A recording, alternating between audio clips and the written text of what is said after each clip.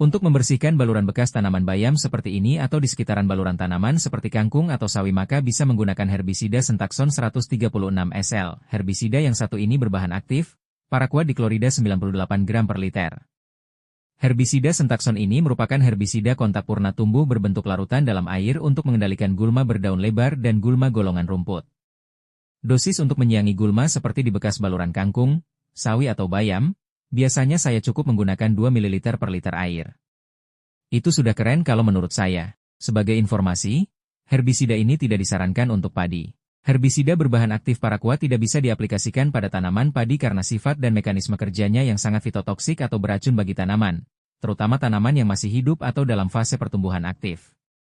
Berikut beberapa alasannya secara lebih rinci.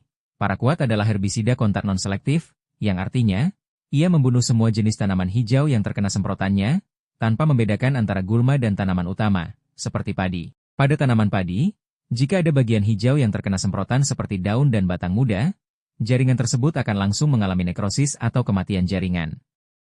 Paraquat hanya bekerja di permukaan tanaman yang terkena langsung oleh semprotan. Karena itu, tidak cocok digunakan pada sistem budidaya seperti padi, terutama padi sawah, yang memiliki banyak tanaman muda di area aplikasi. Jika mengenai tanaman padi, bagian tersebut tidak akan pulih. Padi umumnya ditanam di lahan basah atau sawah. Aplikasi paraquat di lahan basah meningkatkan risiko kontaminasi air, yang bisa menyebarkan herbisida ke seluruh petakan dan mengenai seluruh tanaman padi. Ini sangat berbahaya karena akan menyebabkan kematian massal tanaman padi dalam waktu singkat. Paraquat hanya aman digunakan dalam konteks budidaya padi, sebelum tanam atau pratanam, untuk membersihkan gulma pada lahan kering.